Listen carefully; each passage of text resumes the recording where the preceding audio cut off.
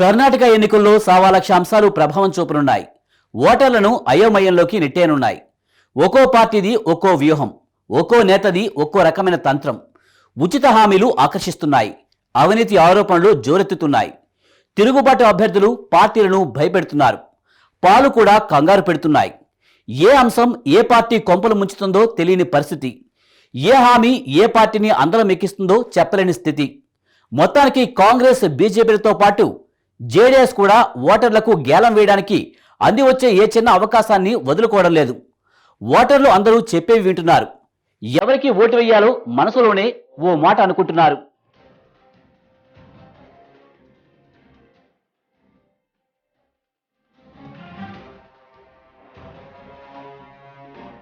Assembly ఎన్నికలు సమీపిస్తున్న కొద్దీ కర్ణాటకలో రాజకీయం వేడెక్కుతోంది. ఈసారి ఎన్నికల్లో ఉచితాలు కీలక పాత్ర పోషించబోతున్నాయి. కాంగ్రెస్ బీజేపీ పోటాపోటీగా హామీల వర్షం కురిపించాయి.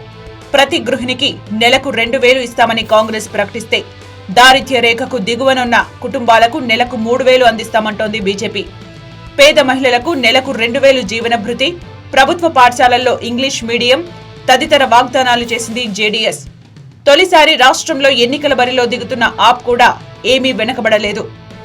ఉచిత విద్యుత్, తాగునీరు, సాగు రుణమాఫీ, పట్టణ ప్రాంత మహిళలకు ఉచిత బస్ పాస్ వంటి హామీలు గుప్పించింది.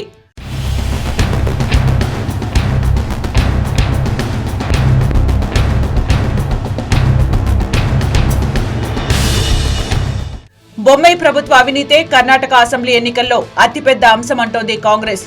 40% కమిషన్ సర్కారు అంటూ బలంగా ప్రచారం చేస్తోంది. పేసీఎం వంటి క్యాంపెయిన్స్ తో ప్రజల్లోకి వెళ్తోంది. దీనికి కౌంటర్ గా కర్ణాటక కాంగ్రెస్ ఏటీఎం అంటూ ఎదురుదాడి చేస్తోంది. ఇక నందిని వర్సెస్ అమూల్ వివాదం కూడా కర్ణాటక ఎన్నికల్లో చర్చనీయాంశంగా మారింది. కర్ణాటక రైతుల్ని దెబ్బతీసేందుకే గుజరాత్ కు చెందిన అమూల్ పాలను తీసుకువచ్చారని కాంగ్రెస్ జేడీఎస్ లు దుయ్యబడుతున్నాయి. పాలకి ఏ పాపం తెలీదని బీజేపీ అమాయకంగా అంటోంది. దీన్ని ఓట్లుగా మార్చుకునేందుకు గట్టిగానే పోరాడుతున్నాయి కాంగ్రెస్ జేడీఎస్. ఇటీవల రాష్ట్రంలో పర్యటించిన కాంగ్రెస్ నేత రాహుల్ గాంధీ స్వయంగా నందిని పాల బూత్ కు వెళ్లడం వైరల్ అయింది.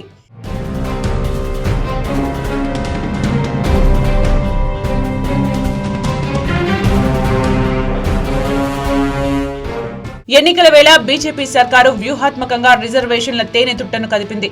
ముస్లింలకున్న 4% రిజర్వేషన్లను రద్దు చేయడమేగాక బలమైన సామాజిక వర్గాలైన లింగాయతులు, ఒక్కలిగలకు చెరో 2% చొప్పున బదలాయించింది. ఊహించినట్టే ముస్లింల నుంచి దీనిపై భారీ నిరసన ఎదురైనా ఈ ఎత్తుగడ హిందూ ఓట్లను తనకు అనుకూలంగా సంఘటితం చేస్తుందని బీజేపీ నమ్ముతోంది. అయితే కేవలం ఎన్నికల సమయంలో ప్లే చేసిన ఈ ట్రిక్ను ప్రజలు నమ్ముతారా అన్న అనుమానాలు వ్యక్తమవుతున్నాయి.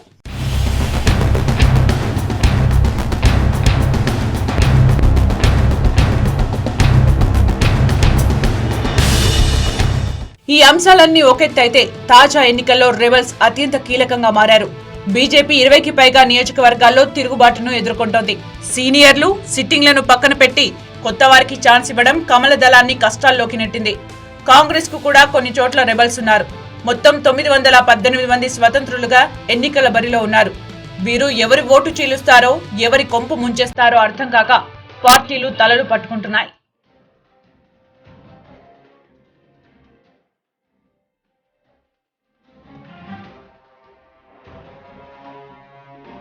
రెబల్ అభ్యర్థులు ఎవరిని ముంచుతారో తెలీదు. బీజేపీలో అవినీతి ఆరోపణలు ఎదుర్కొని టికెట్ రాకపోవడంతో కాంగ్రెస్ లో చేరిన వారిని ప్రజలు ఆశీర్వదిస్తారా అన్న అనుమానాలు వ్యక్తమవుతున్నాయి. అవినీతి పరుల్ని పక్కన పెట్టి కొత్త అభ్యర్థులకు అవకాశం ఇచ్చిన బీజేపీనే అందలమెక్కిస్తారని బీజేపీ వ్యూహకర్తలు నమ్ముతున్నారు. జేడీఎస్ కి మాత్రం తిరుగుబాట్ల బెడదలేదు. ఉన్న బెంగంతా ఒక్కటే, ఒక్కలిగ ఓట్లలో వాటాకి కాంగ్రెస్ తో పాటు బీజేపీ కూడా పోటీ పడితే అది అంతిమంగా తన కొంపలు ముంచుతుందా ఏంటి అని జేడీఎస్ నాయకత్వం భయపడుతోంది.